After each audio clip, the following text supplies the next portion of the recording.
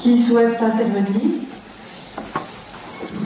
Et il faut quand même bien s'interroger parce qu'au début du siècle, le capitalisme était une question de personnes qui étaient propriétaires et qui agissaient dans leurs entreprises.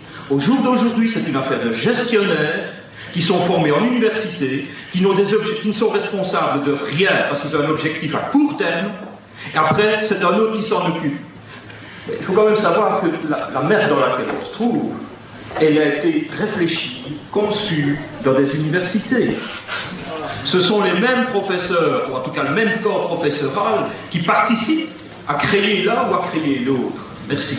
Ça, c'est pas supportable pour un sociologue. On peut pas dire des choses comme ça. C'est des généralités. L'université en son ensemble, ça n'existe pas. C'est comme une tortue de 68 mètres, ça n'existe pas. Bon, il faut dire quelles universités. Est-ce que c'est les écoles de gestion? Est-ce que c'est les écoles de commerce américaines? Est-ce que les MIT? Bon, il faut entrer dans le détail. Et là, je précise un tout petit peu. C'est un travail qu'a fait Frédéric Le Baron, qui est à cette tribune, que vous pourrez lire bientôt. Il vient de faire une analyse des prix Nobel d'économie. Bon, ça, c'est de la nouvelle lutte politique. C'est-à-dire, il analyse en détail, avec des techniques statistiques très sophistiquées, l'espace des producteurs de ce discours économique au nom duquel on nous dit qu'il faut de la flexibilité, etc. etc. Bon. Et par une analyse très raffinée, il montre la structure. Alors la vieille critique politique à l'ancienne, avec des trucs aussi utiles qu'ils aient pu être de Marx, elle avait des boulets, elle tapait à boulets rouges, mais des boulets énormes qui passaient toujours au-dessus des têtes de tout le monde. Là, il faut faire de la chirurgie fine pour combattre. Bon. Et ça interdit de dire des choses comme celles qui ont été dites. C'est pas les universités en général, les profs en général, il y en a de droite, il y en a de gauche, il y a des disciplines, etc. Voilà. Et ça, je pense qu'il faudrait que, c'est pas de la censure, qu'on puisse plus dire des choses comme ça sans que quelqu'un se lève en disant, monsieur, c'est un peu d'accord, mais pas tout à fait. Voilà.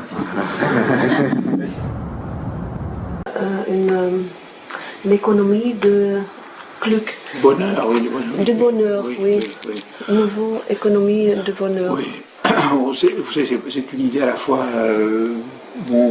aujourd'hui, elle peut paraître un peu originale et même utopiste, alors qu'elle est très très banale. Ça veut dire que dans l'économie telle qu'elle est, dans sa définition dominante,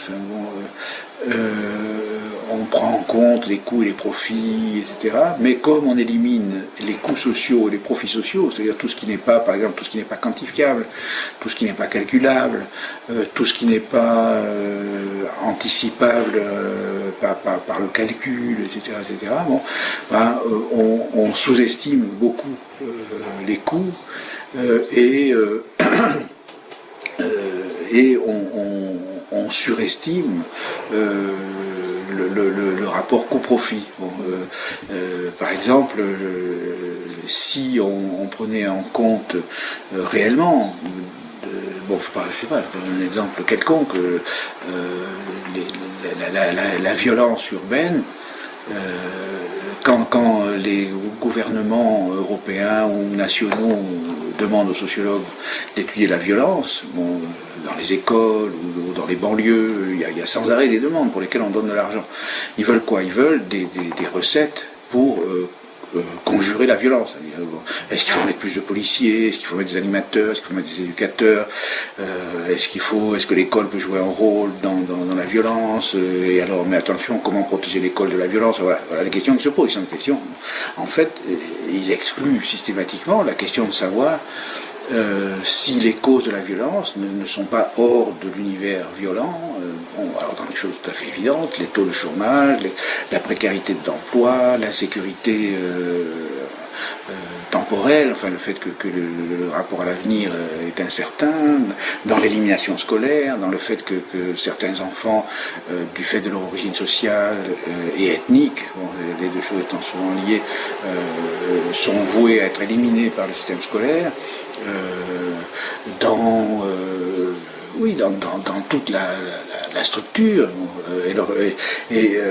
Ce qu'on ne voit pas, c'est que ce qu'on économise d'un côté, en disant on va réduire les coûts, on va faire des plans sociaux, comme on dit, on va envoyer 2000 personnes pour abaisser les coûts de production, etc., et être compétitif sur le marché mondial, etc., on ne voit pas que ce qu'on économise d'un côté, on va le payer de l'autre. Et que ces 2000 personnes, surtout si ce sont des jeunes, etc., jetés au chômage, vont consommer des tranquillisants, devenir alcooliques, consommer de la drogue, devenir dealer, puis killer, puis occuper des policiers, occuper des... Alors si on faisait l'équilibre de tous les coûts induits par des économies de coûts purement économiques, on s'aperçoit que c'est de la très mauvaise économie. Voilà, c'est tout. Et moi je dis, ce qu'on fait, c'est de la très mauvaise économie. C'est une économie fondée sur la dissociation de l'économique et du social. Et le social, c'est de l'économique. Voilà. Voilà. Je sais pas, n'importe quoi. Enfin, il n'y a rien qui ne soit pas justiciable de cette économie. La tristesse, la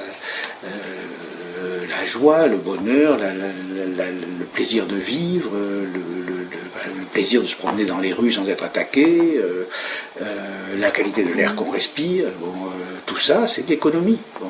Mais alors l'écologie, on commence un petit peu, on commence à dire, et encore, quelle difficulté. Mais enfin, comme ça c'est une loi, encore une loi sociale, il y a des coûts sociaux qui touchent tout le monde. Alors ça c'est un travail qu'a fait un sociologue néerlandais. Il a montré qu'au 19e siècle, 18e et 19e siècle, les progrès de l'hygiène ont été favorisés par le fait que les grandes épidémies de peste, etc., passaient les frontières de classe. C'est-à-dire quand il y avait une épidémie de peste, ça ne s'arrêtait pas dans les quartiers populaires, ça tuait tout le monde, y compris les bourgeois. Donc on a fait des égouts, on a fait on a pris des tas de mesures d'hygiène pour d'intérêt général, mais qui étaient d'intérêt général dans la mesure où elles intéressaient aussi les dominants. Bon. Alors aujourd'hui, évidemment, quand il y a Tchernobyl, le nuage ne va pas s'arrêter à la frontière de Oder-Neisse, elle ne va pas s'arrêter non plus au Rhin, elle ne va pas s'arrêter avant le 16e arrondissement. Elle va, à ce moment-là, on fait de l'écologie intéressée.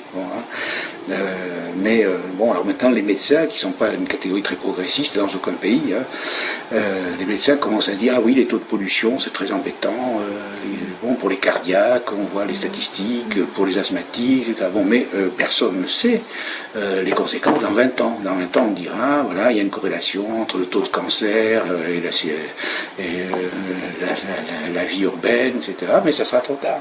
Ça sera trop tard. Et alors moi, ce que je dis tout le temps, c'est, par la science sociale, nous savons dès maintenant que des mesures qui ont l'air très rationnelles économiquement aujourd'hui, on va faire plus de Toyota avec moins d'acier, c'est en gros ça l'économie.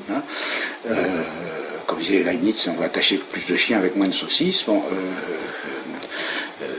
Cette économie-là a des effets terribles, des effets dits secondaires, mais en fait qui sont primaires quand ça concerne la santé biologique, la santé mentale, l'équilibre personnel, par exemple l'alcoolisme. L'alcoolisme, c'est pas un phénomène, c'est un phénomène social. Je pense qu'avec toutes ces mesures qui font monter la bourse, à chaque fois qu'on fait une mesure comme ça, aussitôt la bourse monte, ça sera payé par certaines personnes et finalement par la collectivité. C'est pour ça que c'est un peu comme les égouts du XVIIIe siècle, ça sera payé par la collectivité. Moi, ce que je prêche, c'est l'intérêt bien compris. Je dis aux gens qui sont dominants, vous pouvez être cynique, vous pouvez vous moquer complètement de ce qui arrive au peuple, mais c'est bête, c'est pas simplement méchant. Après tout, moi je suis pas moraliste, si ça vous plaît d'être bien, mais c'est bête, parce que vous allez être comme en Californie, dans des espèces de ghettos dorés, avec des vigiles, vous ne pourrez pas sortir, il faudra des chiens de garde, il faudra des systèmes de défense partout, vous allez être dans une espèce de forteresse assiégée, entourée par une violence que vous aurez produite vous-même. Voilà. Alors bien sûr, le système est très puissant et la réponse est, jusqu'à présent, c'est under control. Ils ont je ne sais plus combien de millions de Noirs en prison. Mais voilà. Je vais pour ça partir d'un article qui s'intitule « Sécurité, les leçons du modèle new-yorkais ». Un article qui a été écrit par un grand criminologue qui s'appelle Philippe Douste-Blazy, député maire de Lourdes, président du groupe UDF de l'Assemblée nationale, qui nous dit, avec des très belles photos, on voit M. Douste-Blazy discutant, très occupé, avec un visage sombre, avec un policier de New York, et ensuite on le voit dans la rue, il faudrait que je puisse vous le montrer, on le voit dans la rue, alors il y a des gamins au premier plan qui jouent au ballon, qui rient, et on le voit derrière, il est juste derrière avec des policiers, à l'évidence un éducateur en survêtement, et alors on le voit d'un air pénétré avec sa belle cravate, qui regarde les jeunes comme ça. Et alors il nous dit, la sécurité des personnes et des biens est un sujet que les hommes politiques hésitent souvent à aborder. Alors là, on est un peu estomaqué, vu que les journaux sont pleins de ça, la télé aussi, mais enfin, admettons. Il ne faut pas alors s'étonner que dans un tel contexte, l'insécurité ne cesse de croître en France. Les derniers chiffres publiés sont accablants pour la politique du gouvernement. Or, alors là, je vous demande de prêter attention à la structure syntaxique de la phrase. Or, comme la politique est le contraire de la résignation, j'ai décidé cet été de me rendre à New York. Je trouve que c'est formidable. Voilà. J'ai décidé cet été de me rendre à New York afin d'étudier les remèdes et les raisons de ce qui est présenté partout dans le monde comme une réussite exemplaire en matière de sécurité.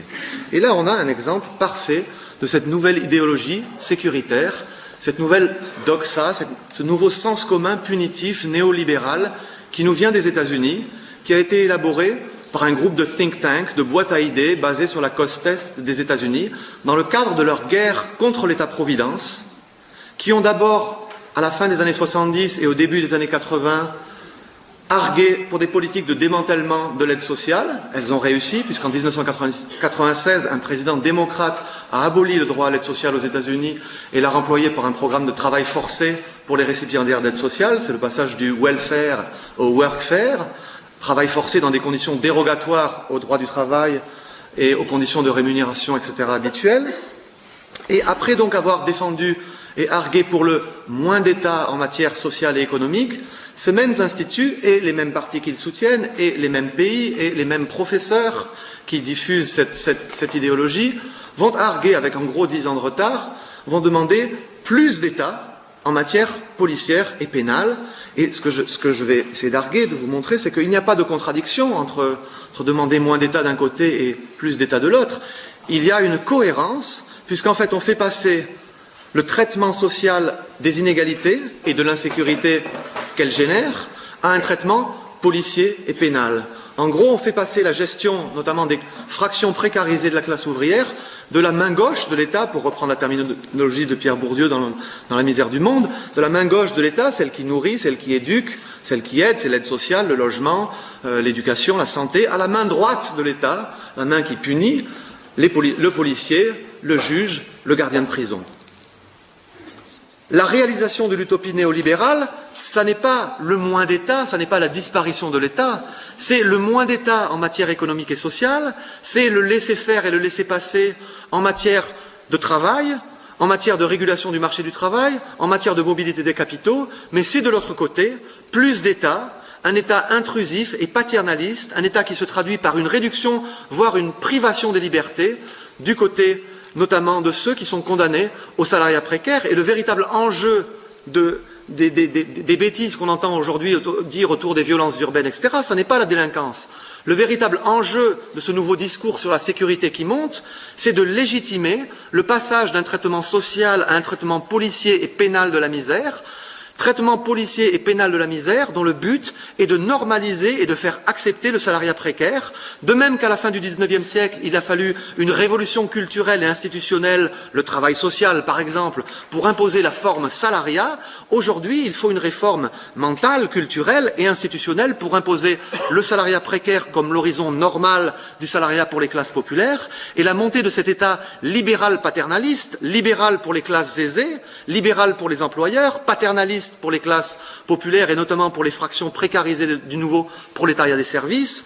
Eh bien, c'est ça la figure de l'État qui est là aujourd'hui pour permettre l'avènement de cette nouvelle économie. Quand vous entendez nouvelle économie, Demandez à la personne qui vous parle de cette nouvelle économie qui nous vient d'Amérique, de quelle nouvelle économie parle-t-il? De la nouvelle économie de Microsoft, des ordinateurs et de l'Internet, ou de la nouvelle économie des pénitenciers et de Corrections Corporation of America? Merci.